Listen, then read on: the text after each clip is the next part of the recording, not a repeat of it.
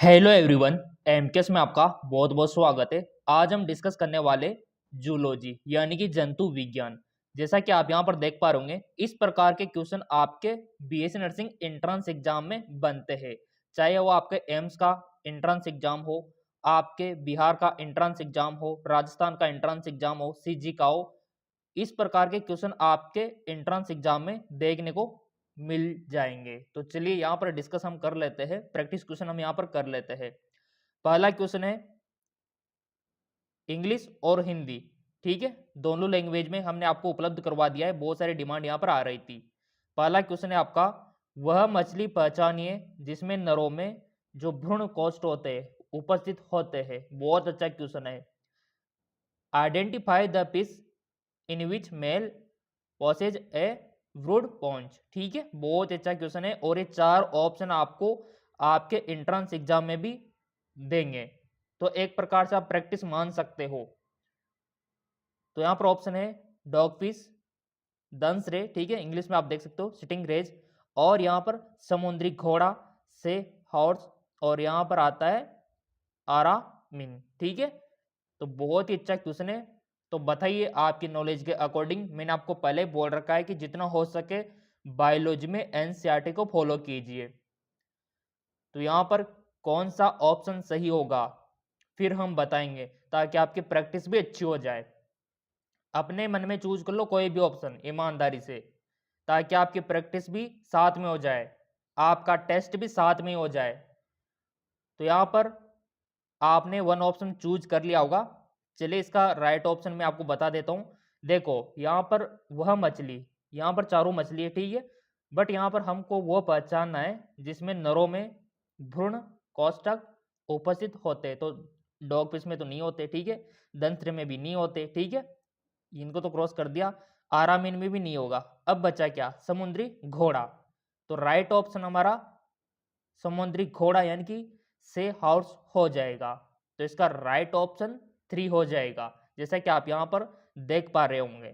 तो आपने भी अगर ये चूज किया तो अपने आप को 1 नंबर आप दे सकते हो। अब यहाँ पर आप सोच रहे होंगे समुद्री घोड़ा तो सबने देख रखा है, ठीक है, बायोलॉजी की जो आपकी बुक है एनसीईआरटी की, वहां पर आराम से आप देख सकते हो, सब जानते हैं समुद्री घोड़े को।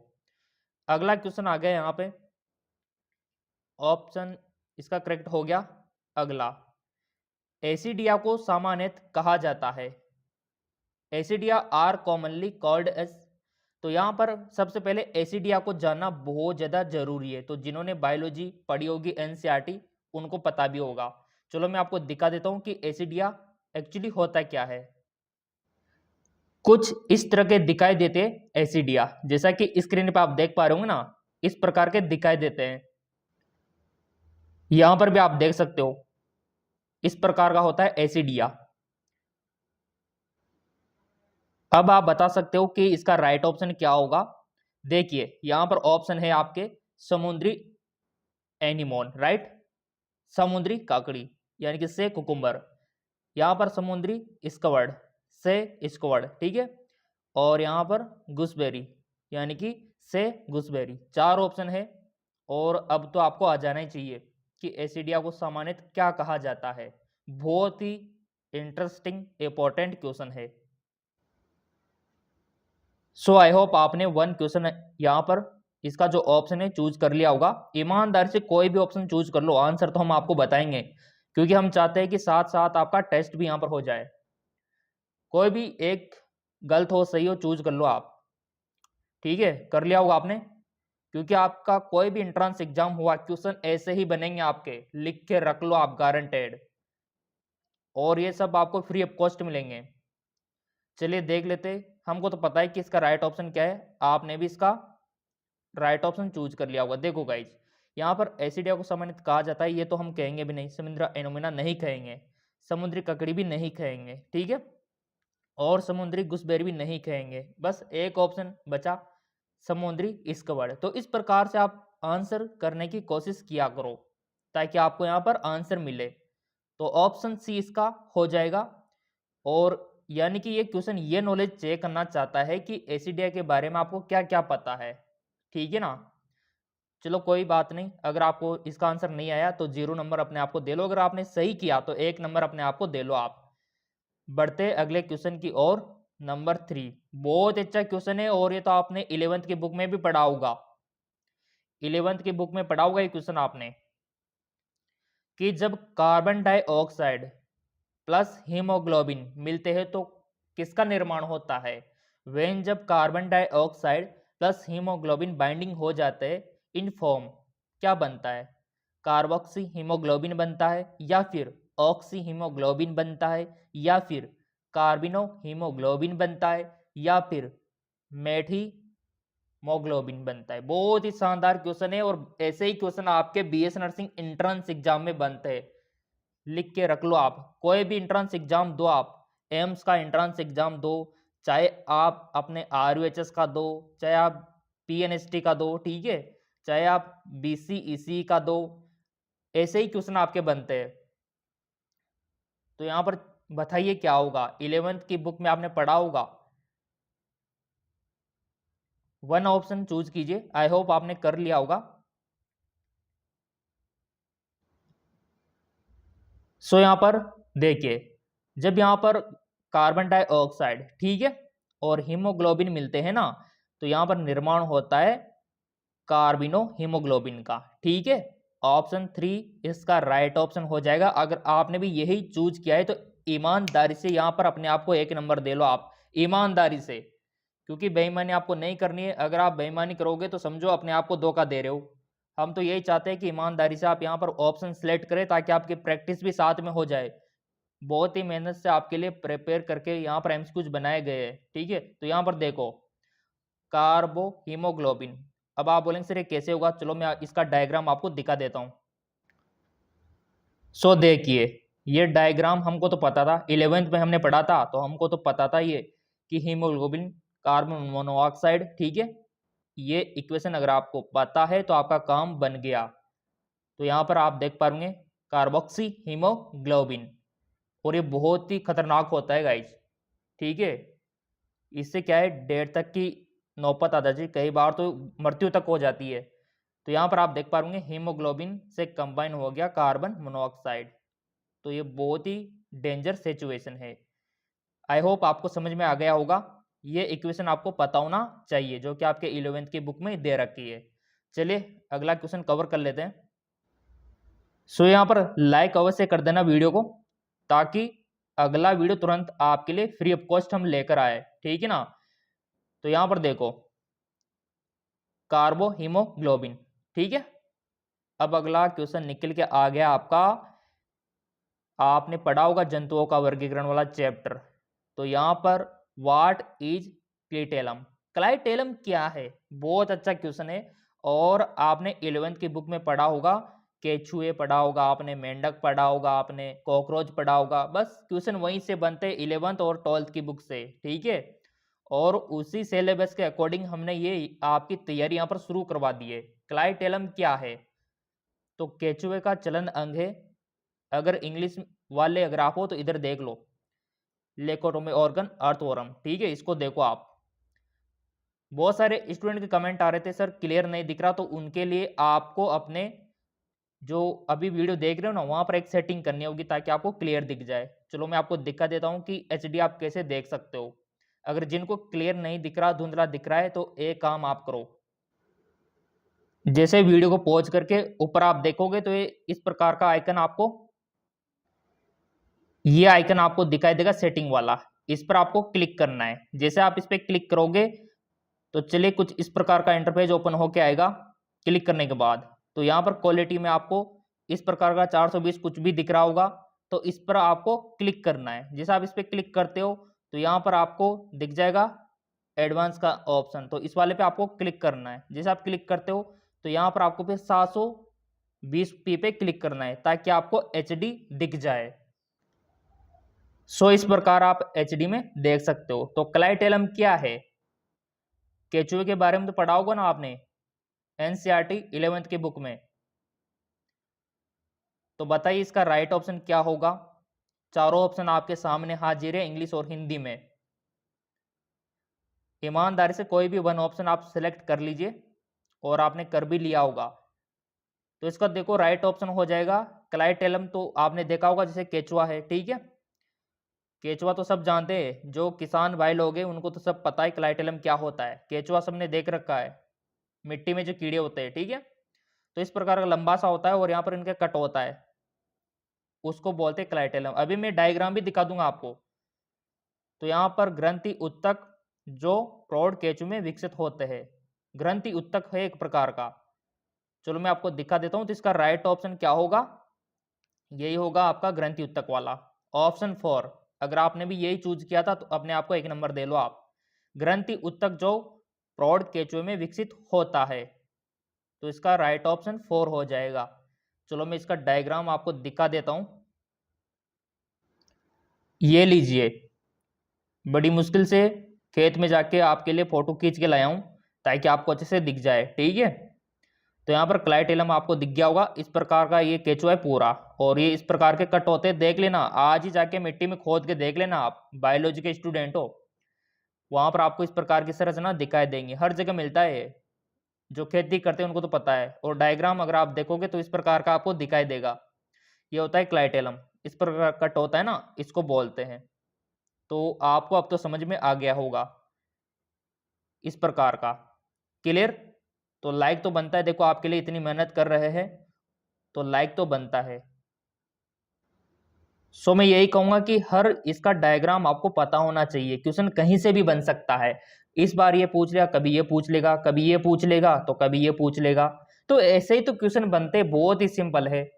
ऐसे तो तैयारी करनी होती है। आपको इसका हर एक डायग्राम अगर पता है तो आपको बहुत कुछ पता है, ये पता होना चाहिए, ठीक है। तो कुल मिला के आपको डायग्राम पता होना चाहिए केचुए का। इस प्रकार का ये होता है गाइज। चलिए, और ये सेगमेंट तो पता है ना, सेगमेंट क्या होते हैं, ठीक है। तो इसका राइट ऑप्शन हमको मिल गया। सो इस प्रकार से आप कर सकते हो आराम से, ठीक है। अगला क्वेश्चन ले लेते हैं। अपने आप को नंबर दे लेना, अगर सही किया है तो सही दिया है तो 1 नंबर, अगर गलत किया तो 0 नंबर। देखो हम तो आपको फ्री ऑफ कॉस्ट तैयारी करवाएंगे, क्योंकि जिनकी आर्थिक स्थिति कमजोर है वो भी हमसे तैयारी यहाँ पर कर सके। बहुत अच्छा क्वेश्चन निकल के आया है अगला, कि पेशी संकुचन के दौरान पेशीतांश की लंबाई छोटी हो जाती है, क्योंकि देखो हिंदी में अगर समझ में नहीं आता है तो ऊपर इंग्लिश में भी हमने अवेलेबल करवा रखा है। During the muscles contraction the length of the sarcomere decreases because. बहुत अच्छा क्वेश्चन है कि पेशी संकुचन जब आपका होता है तो सार्कोमियर की जो लेंथ है वो डिक्रीज क्यों हो जाती है, length of the sarcomere decrease क्यों हो जाती है, कम क्यों हो जाती है। बहुत ही अच्छा शानदार क्वेश्चन है। और 11th का जो पेशी मसल्स वाला चैप्टर है वो अगर आपने पढ़ा होगा तो समझो ये क्वेश्चन आपको आ गया होगा। बताइए, 4 ऑप्शन आपके सामने हाजिर है। यह पेशियों का मूल गुणधर्म है, या फिर नर्व गेट स्टिमुलेट, यानी कि जो तंत्रिका होती है, नसें जो होती है उद्दीपित हो जाती है, या फिर एक्टिन तंतु मायोसिन तंतु के ऊपर सरक जाते हैं, खिसक जाते हैं, या फिर ट्रोपोमायोसिन और ट्रोपोनिन सक्रिय हो जाते हैं। बताइए फटाफट इसका राइट ऑप्शन क्या होगा ईमानदारी से। वीडियो को पॉज भी कर सकते हैं, अगर आपको थोड़ा डिसीजन लेना जल्दी नहीं आ रहा हो तो पॉज करके देख लेना, सोच लेना। आई होप आपने चूज कर लिया होगा। इसका देखो राइट ऑप्शन हो जाएगा, जब एक्टिन तंतु मायोसिन तंतु के ऊपर खिसक जाते हैं तो ऐसे में जो सार्कोमियर की लेंथ है डिक्रीज हो जाती है। ये हमने पढ़ा है 11th की बुक में, और यहाँ पर भी दे रखा है ऑप्शन की एक्टिन तंतु मायोसिन तंतु के ऊपर खिसक जाते हैं तो इस वजह से सार्कोमियर की लेंथ डिक्रीज हो जाती है। तो इसका राइट ऑप्शन हो जाएगा 3, the actin filament slide over the myosin filament. तो अगर आपने भी यही सोचा था, यही क्लिक किया, तो अपने आप को 1 नंबर दे सकते हो। चलो इसका डायग्राम भी मैं आपको दिखा देता हूं ताकि आपको क्लियर हो जाए कि किस प्रकार एक्टिन तंतु मायोसिन तंतुओं के ऊपर खिसक जाते जिससे लेंथ ऑफ सार्कोमियर डिक्रीज हो जाती है।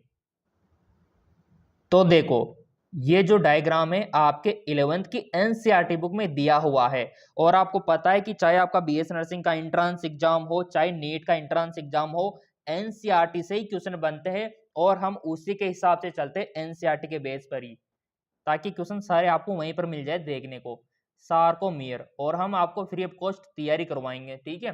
सार्कोमियर, ठीक है, ये देख लो आप, ये है आपके एक्टिन तंतु, ये रेड रेड दिख रहे हैं आपको, ठीक है। और ये है आपके ब्लू कलर में मायोसिन। अब मान लो इसमें कॉन्ट्रैक्शन होगा तो इस प्रकार नीचे आप देख लो किस प्रकार ये लेंथ कम हो गई, तो ये एक दूसरे के ऊपर खिसक गए, तो ऐसे में लेंथ कम हो गई सार्कोमियर की। ये डायग्राम अगर आप याद रख लोगे तो भी आपका काम बन गया।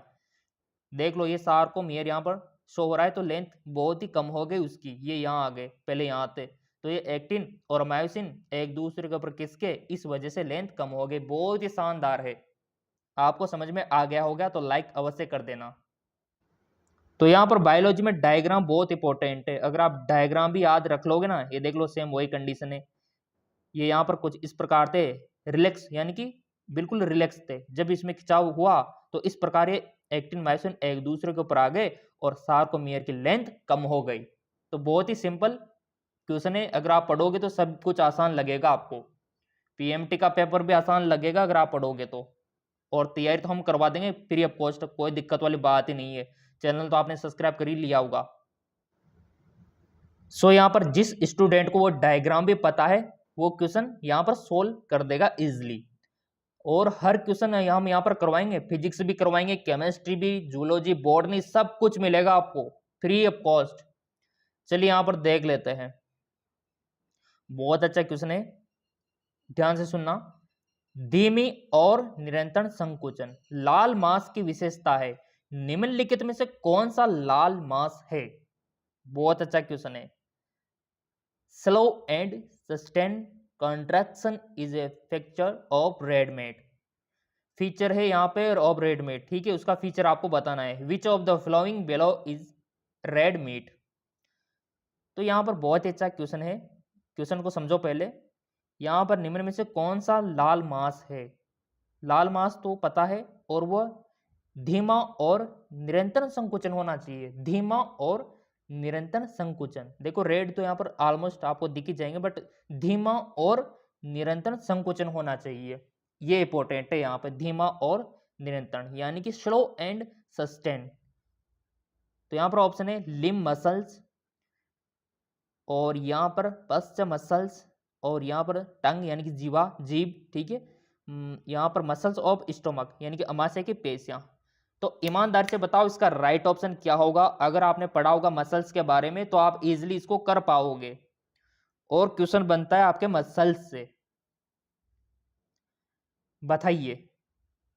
तो देखिए स्टूडेंट, यहाँ पर धीमा और निरंतरण, तो देखो यहाँ पर इसमें भी नहीं होगा, ठीक है, और जीवा में भी नहीं होगा क्योंकि धीमा तो होता ही नहीं, इसमें पास्ट होता है। अमाशय में भी नहीं होगा, इसमें पास्ट होता है। तो बचा क्या?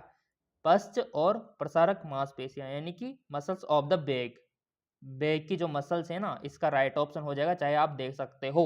ये देखिए, क्योंकि हमने तो पढ़ रखा है ना 11th और 12th के एनसीईआरटी, तो हमको पता है और हमने तैयारी भी कर रखी है, तो हमारे लिए तो ये क्वेश्चन बहुत आसान है। तो यहाँ पर एक डायग्राम आपको पता होना चाहिए बस, बायोलॉजी में डायग्राम इंपॉर्टेंट है। अब देखो, बैक यानी कि जो आपकी पीठ होती है, यहाँ की जो मसल्स होती है वो धीमी, काफी धीमी, क्योंकि काम क्या है, धीमा रहना, यहाँ कोई मूवमेंट इतना ज्यादा होता नहीं है, ठीक है। तो ये बैक की जो मसल्स आप देख रहे हो ना, तो इस प्रकार ये वाली की यहाँ पर बात हो रही है। आई होप क्लियर हो गया होगा। अगर आपने भी यही ऑप्शन सिलेक्ट किया था तो 1 नंबर दे लो अपने आप को, ठीक है, साथ में आपका टेस्ट भी हो जाएगा और तैयारी भी हो जाएगी। अगला क्वेश्चन निकल के आ गया, तारामीन यानी कि स्टार पीस, ठीक है, भंगुर तारा यानी कि ब्रिटल स्टार, पिच तारा यानी कि आप ऊपर देख सकते हो फीचर स्टार, सभी इकाइनोडर्मेटा है, पढ़ रखा होगा आपने तो, जंतुओं का वर्गीकरण।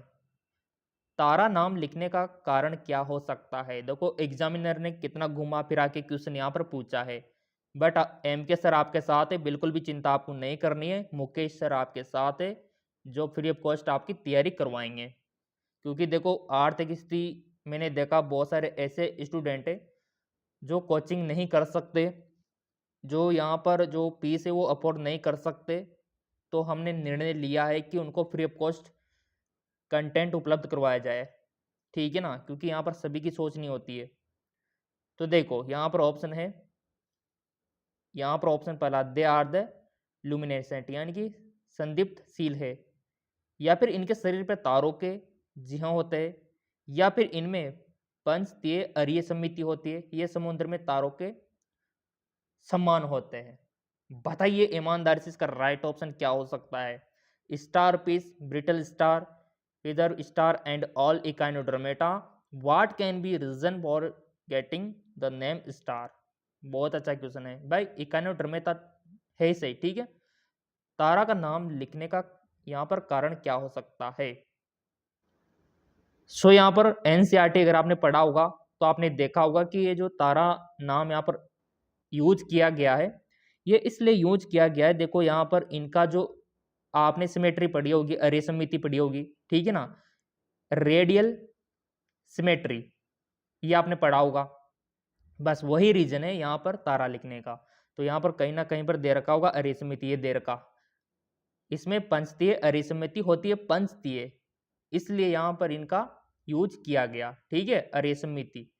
और इसका राइट ऑप्शन भी यही होगा, ये देखिए अरे समिति होती है इसमें, तो इसका राइट ऑप्शन 3 वाला हो जाएगा।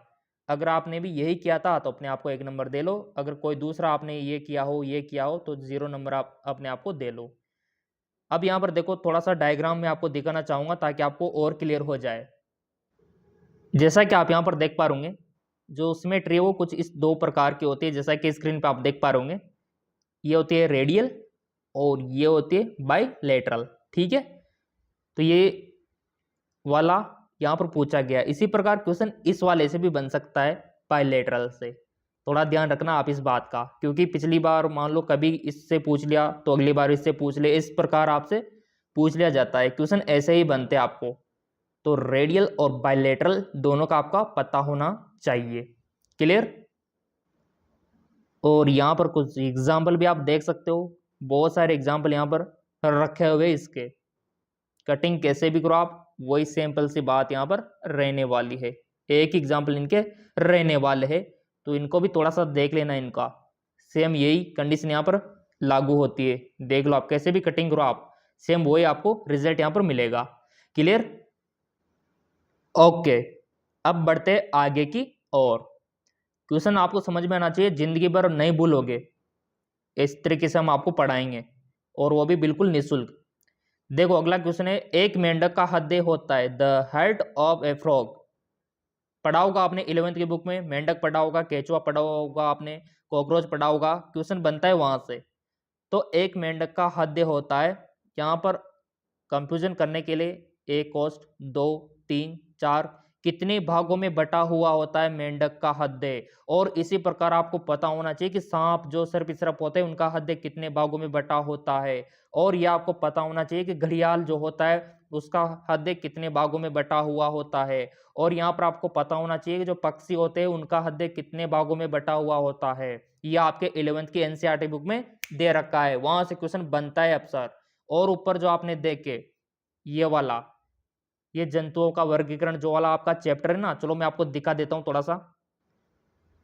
ये जो आपका चैप्टर है 11वीं की बुक में बहुत ही इंपॉर्टेंट है, यहां से हर बार क्वेश्चन पूछ लिया जाता है, ये देखो सब कुछ इसमें दे रखा है, प्रैक्टिस तो हम करवा देंगे। ये देखो यहाँ से क्वेश्चन पूछा गया था वो, तो थोड़ा सा आपको एक्टिव होने की यहाँ पर जरूरत रहने वाली है, और आपके मुकेश सर आपके साथ है, फ्री ऑफ कॉस्ट तैयारी करवाएंगे आपकी बिल्कुल निःशुल्क, ताकि जो गरीब बच्चा है, गरीब फैमिली से बिलोंग करता है, उनका भी सिलेक्शन हो सके। हमारा यही मकसद है कि जिनके पास पैसे नहीं है, आर्थिक स्थिति कमजोर है, उनको भी सिलेक्शन हम दिला सके। तो यहाँ पर आपके पास ये एनसीईआरटी की किताब तो होगी, प्राणी जगत का वर्गीकरण, बस ये इसको थोड़ा सा देख लेना, क्वेश्चन बनता है। ये रहा वो अरे समिति जिसका अभी डिस्कस हमने किया था, ये रहा आपका दीपार्सव, तो ये इंग्लिश मीडियम में भी अवेलेबल है, कोई दिक्कत वाली बात ही नहीं है। और इसको तो अच्छे से क्लियर कर लेना, इस वाले को चाहे तो आप इसका स्क्रीनशॉट ले सकते हो, क्वेश्चन बनेगा यहाँ से, ये वर्गीकरण आपको पता होना ही चाहिए, इस प्रकार का लिख के रख लो, क्वेश्चन बनता है यहाँ से, क्लियर। तो ये इस प्रकार आपको ये सब वर्गीकरण आपको पता होना चाहिए, कुछ ना कुछ डिटेल आपको पता होना चाहिए, अगर आपको सिलेक्शन ही चाहिए तो अगर आपको ये पता होगा तो अवश्य आप इसको कर पाओगे कि मोलस्का में क्या होता है, अर्थोपोडा में क्या होता है, इकाइनोडर्मेटा में क्या होता है ना, इतना सा आपको पता है तो आपके समझो सिलेक्शन बहुत ही करीब है।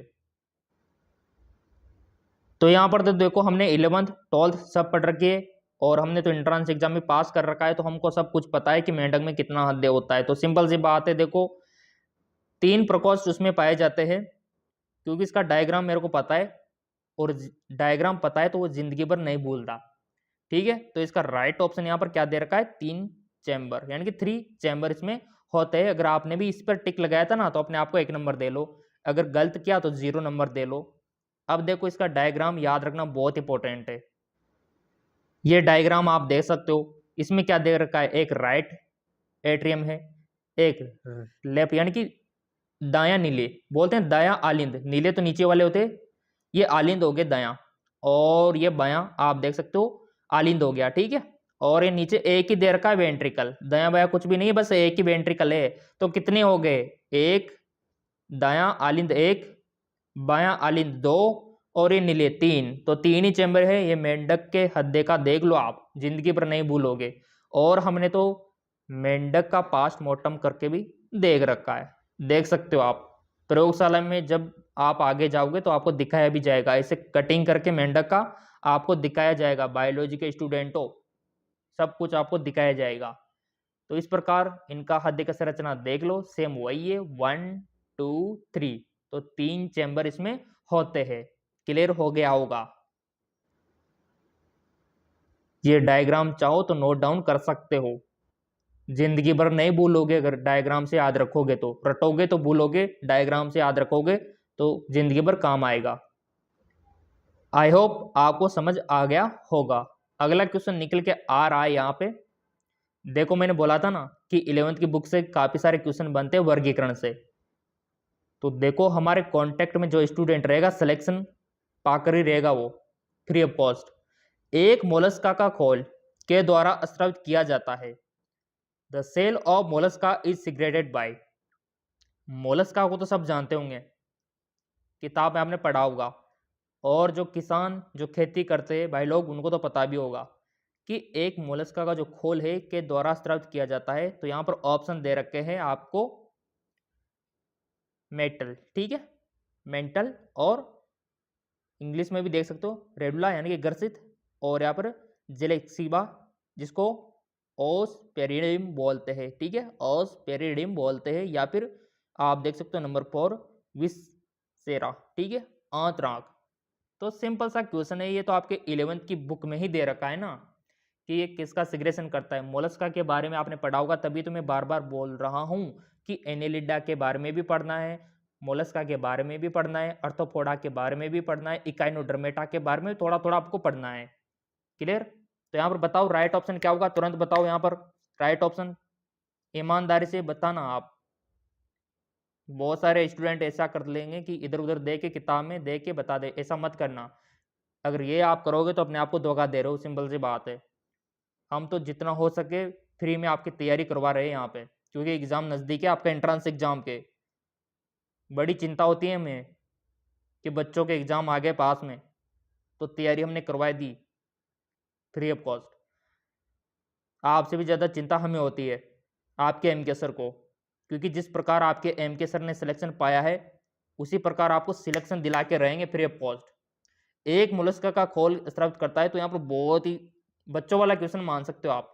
हमने तो पढ़ रखा है कि मेटल, ठीक है, राइट ऑप्शन इसका मेटल हो जाएगा। अगर आपने भी ये टिक लगाया था तो अपने आप को 1 नंबर दे लो आप। अगर कोई और लगाया, आपने 2 लगाया, 3 लगाया, 4 लगाया, तो 0 नंबर दे लो। अब आप बोले सर ये मेटल क्या होता है और कैसे सिगरेट होता है और मोलस्का किस प्रकार का होता है, तो चलो मैं आपको डायग्राम ही दिखा देता हूँ। तो आपके लिए खेत में आ चुका हूँ मैं, थोड़ा सा इसका भाई फोटो ले लेता हूँ, ठीक है, आपको दिखाने के लिए। तो देखो इस प्रकार का होता है, जो खेती करते हैं जो पानी एरिया में रहते हैं उनको तो पता है, इस प्रकार का दिखाई देता है। और ये कुछ चीज यहाँ पर छोड़ता है, कुछ मेटेरियल छोड़ता है यहाँ पे, सफेद सफेद सा, है ना, देखा होगा आपने। इस प्रकार का होता है ये मोलस्क, इस प्रकार का, इस प्रकार का। और आपने देखा होगा कि ये निकलने के बाद तो इसका तो आप यूज करते हो बजाने में, बचपन में काफी बजाए होंगे ना, रेत में निकलते हैं। ठीक है, कभी आपका घर वर बनाया हो तो रेत लाए होंगे, तो इस प्रकार का आपको मिल भी गया होगा, तो बजाया करो इसको, ठीक है, आवाज आती है इसमें।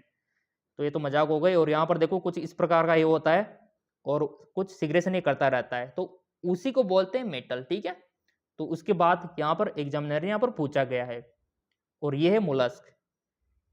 क्लियर हो गया होगा सब कुछ। फिर भी कोई डाउट लगे तो कमेंट बॉक्स है, और आपको पता है कि एमके सर आपके हर कमेंट का रिप्लाई देते हैं, कमेंट कर दिया करो कोई भी बात समझ में नहीं आए तो।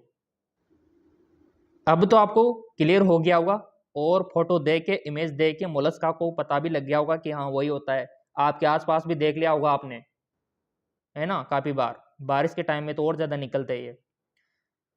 तो वो जो सफेद सा पदार्थ वो स्रावित करता है वो ये होता है। क्लियर। अगला क्वेश्चन निकल के आता है आपका। देखो मोलस्का से पूछ लिया, मैंने बोला ना एग्जामिनर कहीं से भी पूछ सकता है, बस आप टॉपिक को क्लियर रखो। जैसे कि कॉकरोच हो गया, तो उस टॉपिक को क्लियर रखो, 2 से 3 क्वेश्चन उठा सकता है एग्जामिनर वहां से। अगर मान लो आपने मेंढक वाला चैप्टर आपने देखा होगा, मेंढक का टॉपिक है आपके 11th वाली बुक में, तो वहां से आपको पता है कि मेंढक से भी 2 से 3 क्वेश्चन उठा सकता है वो एग्जामिनर। तो बस आपका टॉपिक क्लियर रखो ना आप, एनसीईआरटी की बुक तो सभी के पास है। तो मोलस्का की यहाँ पर वर्णक होता है the respiratory pigment of the Mollusca. Mollusca का सबसे वर्णन क्या होता है, रेस्पिरेटरी वर्णन यहाँ पर क्या होता है। तो यहाँ पर हीमोग्लोबिन दे रखा है, हेमोसाइनिन दे रखा है, और यहाँ पर हीम एरिथ्रिन दे रखा है, और क्लोरोक्रोसिन दे रखा है। ईमानदारी से बताओ, एनसीईआरटी अगर आपने पढ़ रखी होगी तो वो स्टूडेंट इसको सही करेगा। रेस्पिरेटरी पिगमेंट ऑफ मोलस्का, बताओ ईमानदारी से। सो यहाँ पर थ्योरी अगर आपने पढ़ी होगी एनसीईआरटी से मोलस्का के बारे में तो ये क्लियर हो गया होगा। बताओ ईमानदारी से चूज करो वन ऑप्शन, यहाँ पर 4 में से एक ऑप्शन सिलेक्ट करो तुरंत। चाहे तो वीडियो को पॉज भी कर सकते हो अगर आपको टाइम लेना है तो, बट मैं यही कहूंगा कि एंट्रेंस एग्जाम में टाइम का मैनेजमेंट आपको करना होता है, क्योंकि लिमिटेड टाइम आपको दिया जाता है। ठीक है, कम टाइम में आपको अधिक क्वेश्चन अटेम्प्ट करने होते हैं, तो जल्दी की थोड़ी आदत बनाओ आप फास्ट क्वेश्चन करने की। तो ये बहुत ही शानदार क्वेश्चन है। तो सिंपल सी बात है, हीमोसाइनिन के बारे में तो सबने सुना होगा। तो हीमोसाइनिन इसमें सबसन वर्णक यानी कि रेस्पिरेटरी पिगमेंट होता है मोलस्का में। क्या होता है, हीमोसाइनिन, याद रखना इस बात को। तो अगर आपने भी यही चूज किया तो अपने आप को 1 नंबर दो आप। अब ये एक प्रकार से आपके लिए देखो, हीमोसाइनिन इसका राइट ऑप्शन है। ये 10 में से कितने क्वेश्चन आपने राइट किए, और ईमानदारी से बताओ कि अगर आपको इस प्रकार से तैयारी करनी है, इस प्रकार के क्वेश्चन आपको चाहिए, तो आप कमेंट करके बता देना। ऐसे हजारों क्वेश्चन हम आपके लिए लेकर आएंगे, फिजिक्स से, केमिस्ट्री से, बायोलॉजी से, जूलॉजी से। ठीक है, हर एक इंपॉर्टेंट क्वेश्चन आपको मिलेगा यहाँ पर, जो आपके बीएस नर्सिंग एंट्रेंस एग्जाम में बहुत सी बार तो डायरेक्ट आपको देखने को मिल जाएगा क्वेश्चन सेम टू सेम। ठीक है, और कुछ क्वेश्चन घुमा फिरा के आपको देखने को मिलेगा। तो कमेंट करके बताना क्या आपको ऐसा क्वेश्चन चाहिए, ऐसी तैयारी चाहिए फ्री में। ठीक है, फ्री ऑफ कॉस्ट, देखो फ्री में निःशुल्क बात यहाँ पर हो रही है। तो चैनल आपने सब्सक्राइब कर रखा होगा तो अगली क्लास से भी आपको मिल पाएगी। और ऐसे क्वेश्चन करने से आपका दिमाग का एक्सरसाइज होता है और आप बहुत ही अच्छे बनते चले जाते हो। थ्योरी तो आप पढ़ी लोगे एनसीईआरटी से, कोई दिक्कत ही नहीं है, बट ऐसे क्वेश्चन में आपको क्लियर होना चाहिए, आना चाहिए ये क्वेश्चन। और हमने आपको देखो डायग्राम के माध्यम से भी समझाने की कोशिश की है। अगर आपको कोई मेथड हो कुछ और कि किस तरीके से आप समझ सकते हो, तो आप फिर भी बता सकते हो कमेंट करके, सर हमको इस तरीके से समझ में आएगा। क्योंकि हमारा तो मकसद ही यही है कि आपको समझ में आ जाए, बस आपका सिलेक्शन हो जाए, बस आपके माता पिता का नाम रोशन हो जाए, बस हमारा तो यही सपना है। तो कमेंट करके आप बता सकते हो जो टीचिंग का मेथड ये वाला बेस्ट रहेगा जो अभी हमने यूज किया, तो आप बता सकते हो। और यहाँ पर इस प्रकार के एमसीक्यू चाहिए तो आप बता सकते हो, आप कमेंट करके बताओ। अगली क्लास इसी प्रकार के हम लेकर आएंगे, इसी प्रकार के एमसीक्यू लेकर आएंगे, फिजिक्स का हम डिस्कस कर लेंगे। और जितना हो सके सपोर्ट करो आप लोग, ताकि फ्री में मैं आपकी तैयारी करा सकूं। तो कमेंट करके बताओ जो भी आपका रेस्पॉन्स रहा है। और हाँ, ये भी बता देना यहाँ पर जो आपने 10 क्वेश्चन किए कितने अंक आप लेकर आए, यहाँ पे 10 में से कितने अंक आप लेके आए वो भी बता देना, ताकि आपका एनालिसिस हम कर सके। ओके, धन्यवाद।